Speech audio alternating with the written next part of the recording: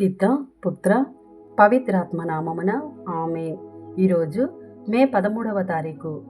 యోహాను సువార్త 16వ అధ్యాయము 12వ వచనము నుండి 15వ వచనం వరకు.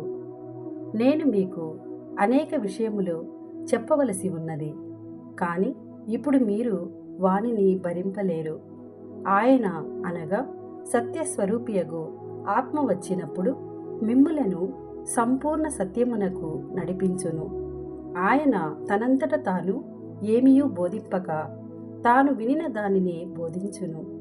జరగబోవు విషయములను మీకు తెలియచేయును.